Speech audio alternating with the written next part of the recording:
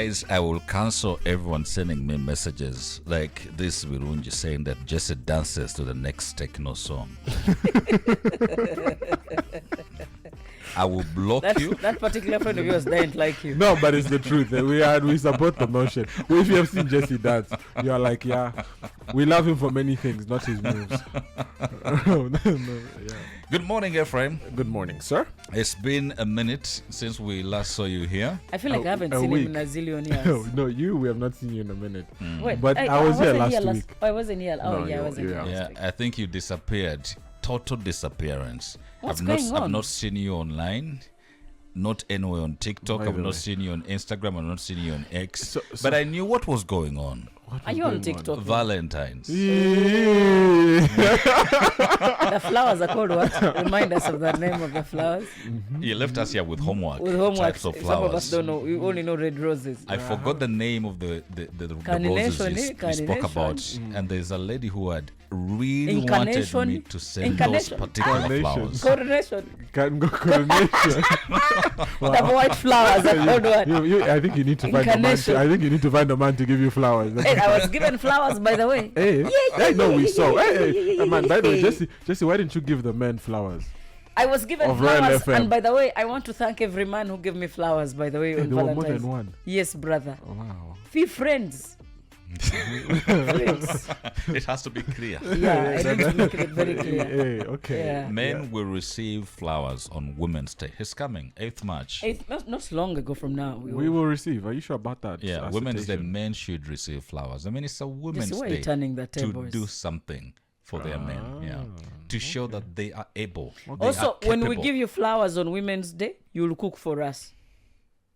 Yeah. Here's the thing of cooking. On Women's Day. Valentine's Day, did they cook for you or they took you out? Either way, me, I'm telling you on Women's Day, if we give you flowers, we will raise our legs. You also cook in the kitchen. Oh, can be so nice. You need to be effective, not efficient. And this Okay, is the this is conversation of the day. We are on the continuation of efficiency versus effectiveness. Now, I have looked at something here, the fast train versus the right destination approach. That most people tend to think efficiency is as doing things quickly, and effectiveness is doing the right things. Some people know how to really run so fast. An idea comes up and someone says, yeah, I would do it. And they do it. Some people take the time to understand the idea and what is required, the tools required to have the job done, and then they start to get on the job done. Who is in a better place here? So today I came with two words. Strategic inefficiency. I found it very interesting. So as you prepare for this, you also go into your own experience to try pick out lessons to share with people. And one of the things that came up was those two words: Strategic inefficiency. Yes. Strategic inefficiency. That sounds like the reverse of things. So the whole essence is, how can you pursue inefficiency but in a strategic way? That's pretty much it in a nutshell. So the whole essence is, how can I use inefficiency to my advantage? How can I use inefficiency that is caked into my existence as a human being? So just us as people were also inefficient. How many times has the alarm rang in the morning and you have hit snooze? How many of us have alarms, 3 of them, close to each other? Yeah, I do. Yeah. So I do actually have you have 3 5 on the same phone, on my other phone too. Yeah. What are you reminding yourself to do? to wake up. No. Actually, I put notes there. There's one alarm at 5 that Wake you specifically tells me, wake up to pray for this. Okay. And then I have another one that reminds me to do something else. Okay. At 3 a.m. Yeah. Yeah, 2 a.m., 3 a.m. Yeah. There was I praying. have one you know. alarm. I have an alarm, but it's just 5 o'clock. No, you see, Wake up and pray and go to work. you're a hard guy. Do you ever hit snooze? No. Do you ever? Before even the alarm comes on, I'm probably awake or half awake. You don't lazy in bed. No, I don't. I love this room. Now, for the rest of us human beings, normal people, you will have an alarm for 5. Like for us, we're abnormal, yeah. 5:05. No, because you guys start this show. The 8 at 8. Kigali in the morning 5 is literally a.m. Kigali in the morning. You guys start at 4 in the morning. If you guys would be here at midnight. But for normal people, they'll put an alarm at 5, another one at 5:05. Okay, those are the ones who are a bit extreme. 5:05, 5:10, 5:15, I know people keep 5:20, extending 5:25, 5:30. Yeah. No, and they have alarms Yeah. just in case they dismiss. It forces them to wake up. There are others who are a bit more 5:30. I do that 6. on Saturdays. I do that. You do? To wake up at 5 to pray for something particular. So Then to wake up at 7 To listen check to if me. Juliana is on the radio. that's funny. That's so obvious. I know. I knew that knew it was was coming. coming. Yeah. So you find that just in general, I'm calling you. Did you work to do, by the way? that's funny. So he misses to hear you. I think he extends his snoozes the alarm. This is the alarm. No, so you find that's one set of inefficiency.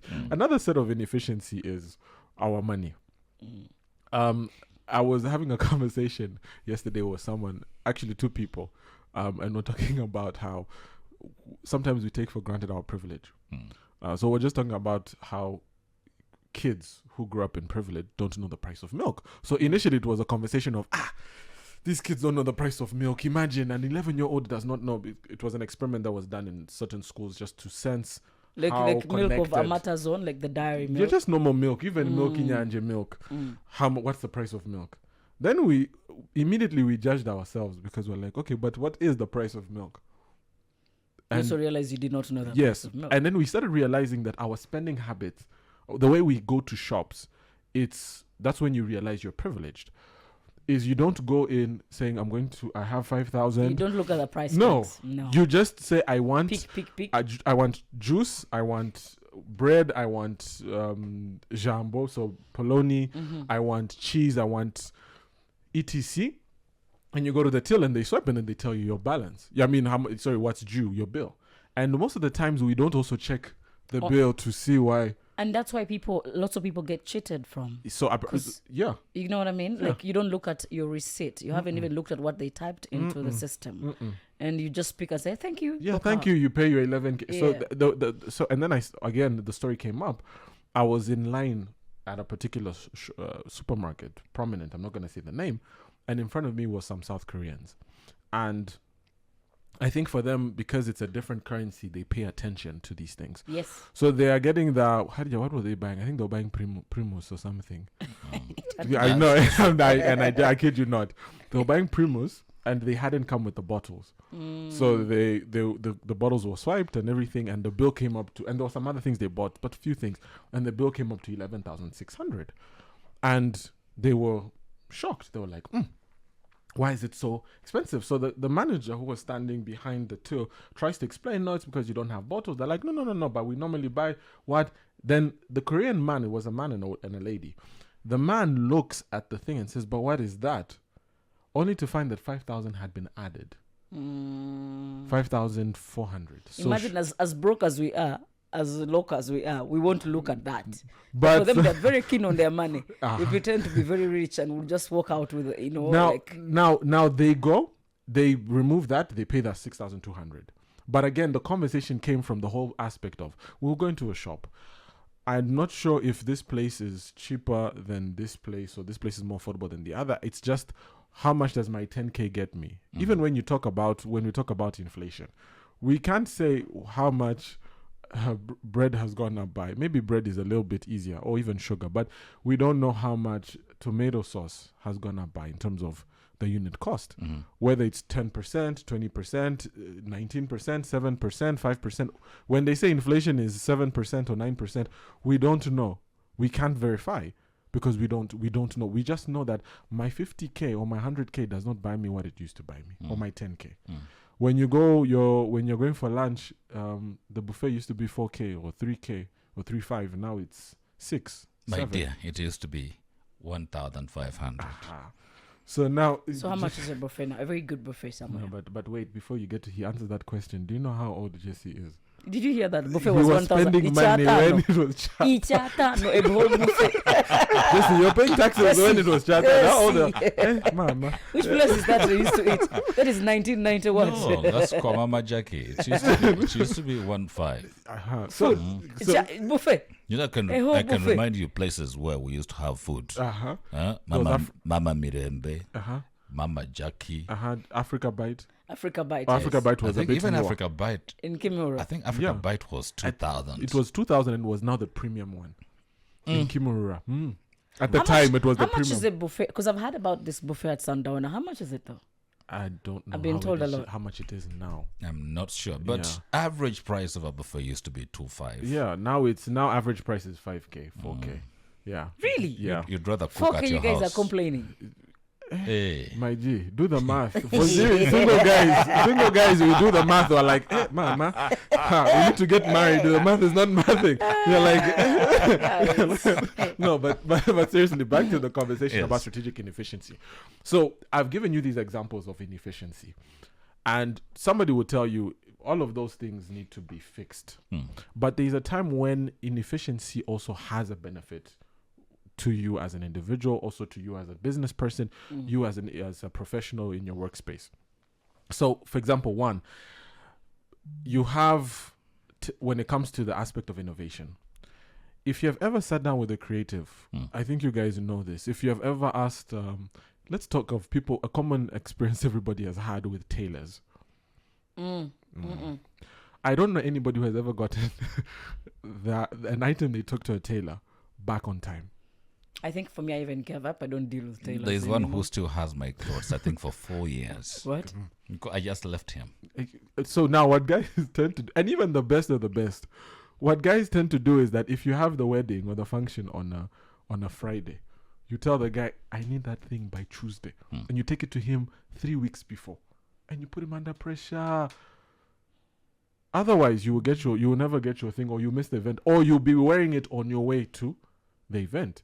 Now, the question then comes in is, but why? Why is it so hard to do work on time? Most of the time when it comes to people who are in the creative space, like any person, like a tailor, because they're doing, beyond the measurements, there's some aspect of creativity that goes into that work. Creativity, most of the time, cannot be rushed. And out of creativity, that's where innovation is born. Same thing with graphic designers. Same thing with musicians. Today, they can produce a song in 1 hour. The next day, it takes them 2 years to release an album. Something with content creators, Yeah. Something, you need to be more creative. Because it takes a lot of thinking anyway. And you want to bring out something really nice. So you've got to put a thought to it. And think and rethink again. Yeah, so you can bring up something. So in that case, now does efficiency when it comes to your time, is it beneficial to the process of creativity and innovation? I think there is one thing, running around. Okay? You could run around so fast, but then it's not the goal to achieve that you're running after. For instance, when you bring in the story of the tailor, you've agreed on the designs that you want, the extras you want on your piece. And they could work hard, optimize the process, deliver within a day, and then give it to you, not in the way you expected it. Yeah. Exactly, because you rushed the outcome, process. The same thing comes, and I love that you brought that up. I'm going to give one more example before I get into rushing the process. Another example is relationships. So I'm in the part of the work that I do business development consulting for a couple of clients. And one of the things that you realize when you're going to meet a client is there are different ways you can sell. There are different ways you can approach pitching your product or your solution. But one of the most effective ways is to listen. And somebody's like, how does that make sense? If you're going to go the route of selling, shouldn't you be the one talking? Most of the time, you first have to understand what the client wants. Exactly. What is their vision? And even beyond their words. So you need to read beyond their words and connect dots that are not obvious. So when someone is telling you that issue and they're having issues with maybe their staff, or they're having issues with their cash flow, or they're having issues with their business in general, or even just generating sales and bringing people in the door, you have to listen and understand what that looks like.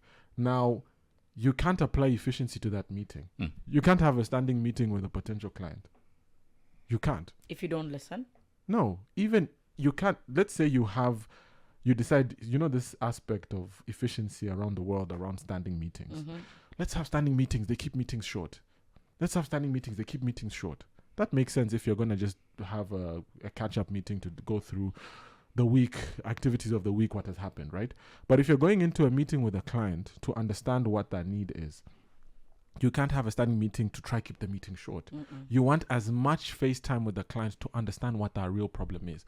Now, some clients are able to drill down to what the problem is immediately. Some business development / sales people are very quick to understand what the real underlying issue is to propose a solution. So you find those meetings never have to go long. But if you truly want to understand the client's needs and establish that fundamental foundation, you want to establish that foundation to be able to meet and communicate the solution to that need. You need to sit down and take time. You need a detailed conversation. But listen. So you can't apply efficiency to that meeting. So that's why I'm saying the strategic inefficiencies that come up in our day-to-day aspects, that if you look at it, efficiency should not be a blanket objective or target that someone says, I want to become efficient. Sometimes you have to cook inefficiency into your approach to be effective. That's when it now becomes strategic inefficiency. Listen, for instance, yesterday I think I learned of a board meeting that started from 1 p.m., ended at 8 p.m. I don't know if that was strategic inefficiency. It's that a board was meeting. Such a stretch. No, but it's a board meeting. No. You never know. Is it But all the time? I'm assuming there were breaks in between. What? That No, was like the let me- longest let me- board meeting I've ever had. So that is it all the time? No. That sometimes when that board meeting is 30 minutes, 1 hour, 2 hours, but you'll find that particular board meeting, they were probably hiring or firing senior executives. They were coming up with an investment strategy, because people don't actually understand the function of a board of directors, right? That word, board of directors, directors that directing the company hopefully in the right direction. I say hopefully because some boards are could be inefficient in You their could be directing. board of director directing the wrong direction. exactly. So they might be efficient, but they're ineffective. But the whole point is you find that those 8 hours, they needed to go through details. What are you doing? Where are the pain points? Actually, you would rather have long meetings with your board of directors because you meet once a quarter than have long meetings with your staff who you're meeting every week. And you actually can see each other every day. Would you associate this strategic inefficiency to emotional intelligence in a way?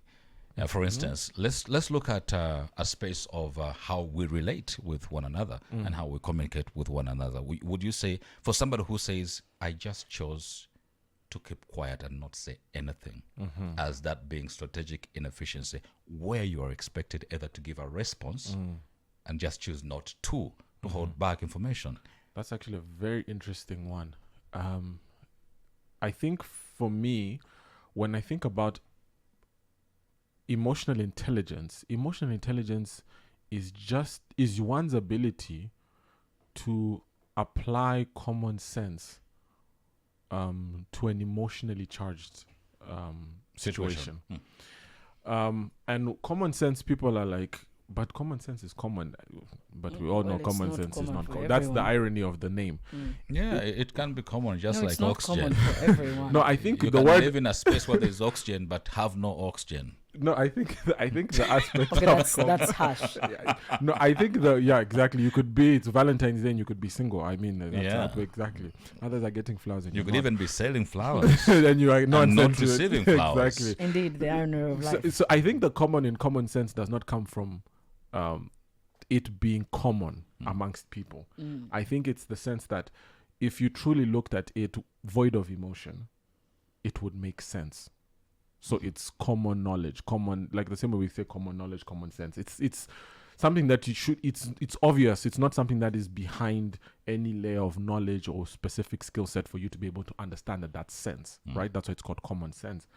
But the whole logic is emotional intelligence is saying people are grieving, let's say, the loss of a loved one. And you go and you make an insensitive joke. or you tell that employee, why did you come late? Or you told them you didn't request for leave.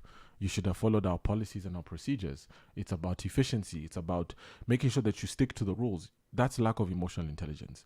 Now, when you now move to strategic inefficiency is saying, when do I apply efficiency and when do I apply inefficiency? When do I look for a meeting to be 15 minutes and when do I look for this meeting? When does time stop being a factor in this meeting? That is what strategic inefficiency is. And so strategic inefficiency is one side of another coin where you'd say there's emotional intelligence applied to it, because you can't be strategically inefficient if your emotional intelligence is low. I don't know if you understand what I mean. I do. I wanted to bring in the aspect, we're running with time, effectiveness without efficiency.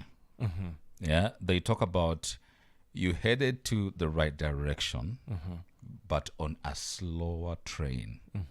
Okay, the growth that you're being asked for is not coming at the speed at which the expectation is. Okay, is that a wrong thing? You are in the right direction. For instance, I love to use I call them small examples, but they send the point home. You are dating. 1 year in, 4 years in, you are dating. Right direction. The relationship is good. People are saying, what project is that? You need to get married. You guys make your decisions. It needs to yield, results. Yeah, exactly. The result should be there. I thought you've applied. People have dated for 6 weeks and they've married each other and they're happy. Yeah. Why are you rushing 8 years later or 10 years later? Why are you being too slow? Don't give a man a gap. Okay. Pin him down, get pregnant. Another story always. Okay, so let me tell you, and I love that this is the last aspect of the conversation because it's perfect around rushing the process. Yeah. Think about the human body. We have to go through certain levels of growth, and there's a reason why it takes the time that it takes. I was watching a documentary about aging, what causes us to age, and that the rate of aging in the human species differs from, for example, dogs, cats, lizards, etc. So many. I actually got to know over bees. the weekend that by the time a dog is 10 years, in human life it's like 70 years. Yeah, times 7. It's crazy. So you find, so the reason why is the aging of cells. So our cells, we're an organism. I mean, we're a live human body. We're made up of an organism made up of organs and systems that are part of, with organs that are part of systems, and then those break them down. The unit of life is a cell. So the cells age, and that leads to the organism aging. Now, what that simply looks like when it comes now to how we go about our growth trajectory, it's done for a particular purpose, right? You're not going to take a child of 11 and allow that child to drink alcohol. You're not going to take a child of 10 and allow them to vote. Why? Because of brain development. Strategic inefficiency, sometimes efficiency can be counterintuitive to your ability to achieve effectiveness. Not necessarily that you're going in the wrong direction. You could be going in the right direction, but you're moving too fast. Are we together? Let me give you another interesting statistic. Do you know right now there is I think only one billionaire, at least on the Forbes billionaire list, under the age of 30 who did not inherit his wealth. The rest inherited it from parents who... It's a family... Is that the guy on TikTok? I can't remember which company he founded, but there's only one person out of over 1,000 plus billionaires. Now, this interesting statistic, this is the first time in history that you've ever seen, I think, 2 consecutive lists. Now, prior to these 2 consecutive lists, we had different people who had gone into the list. So we had the guy of FTX. We had a couple of other people. Now, guess what happened to those individuals? the house of cards fell apart. And I said house of cards because what they were touting as their success was frivolous. It was not based on any real foundation. If you're a Christian and you read the Bible, there's the story of building your house on sand, and the other one who built their house on a rock. And they talk about storms coming and the storms blowing away the house that was built on sand. Normally, when you rush the process, even as a business person, even in your career, even in your relationships, even as an individual in terms of personal development. If you go to the gym right now and you decide you're not going to start off with light weights or even just body weight, you're going to go and try to lift 100 kgs, you're going to hurt yourself, right? The same thing happens in life. We go on in the name of efficiency, trying to get to the right place. It's the right place to go, but we're trying to rush the process. Pushing hard. Exactly. That is where now it becomes detrimental to our own success, because we will get to those places. You're a 25-year-old, 26, 27-year-old kid who has seen some success in business. You have made a lot of money, but you have not, it's probably luck. It's probably circumstance. It's probably opportunities that were thrown your way, but you're not ready to handle those opportunities the right way. So you needed at least some inefficiency in your approach to going the right direction to help you lay the right foundation. Same thing with building a house. So for me, that's the same way I look at it. Yes, effectiveness is necessary. It's a train. It's moving in the right direction. But sometimes slowing that train down is for your own benefit, to ensure that the train arrives at the right destination. Well, unfortunately, in most cases, we tend to learn to slow down when it's too late. Yeah. In most cases, I think I can tell. I have had that experience Yeah. where you tell yourself that I need to pull back a bit and slow down and let things happen the way they're happening. Unfortunately, it always happens when you're almost at your fall, or when you're ready. You've already fallen, and you look in retrospect and say, I should have slowed down. Yeah. Living Entrepreneurship by Salty in proud association with eRainbow Pay. Go to eRainbowPay.com and find out the service that you totally deserve to improve your business efficiency and effectiveness. Ephraim Ramanji in the studios here with us this morning. Again, this is an appeal. We know of parents who are watching adult movies with their underage children. Okay? Just because you're having fun to watch the series, and you're trying to be efficient. But you're doing this in the presence of your children. Please, would you stop it? Can you imagine watching What kind an of parenting 18-year is that? rated movie Efficiency indeed. with your child? The child is around. You don't know when to watch. You do not know when to stop them, taking them off TV. Like, if you want to watch TV, ask them to leave. Yeah. And then there are parents who are obsessed with their children having the right bodies, the right body size, and they can't allow their children to eat foods They're that starving children their should be eating. Yeah. That you've put your child on a routine because you A don't want your diet. child to grow fat. There's a story I read. But I'm going to tell you something about obesity and obesity in children. It's very common. And I think it's also very important to watch your kids. It's actually very important to watch what your kids eat. But don't put them on a diet like I mean, like if they they're have adults. reached the bit of being obese, you may have to do that for the sake of their good life. So there's type 2 diabetes, which comes in very young kids who are obese. So you could actually watch what they eat if they are so huge. However, don't deny them certain things. No, there's a story I read about parents who put a baby, a newborn, on a vegan diet. Oh my God! Imagine. No ice cream, no Newborn. breast milk. No, breast milk, no eggs. Who does that? Why wouldn't you they're breastfeed your children?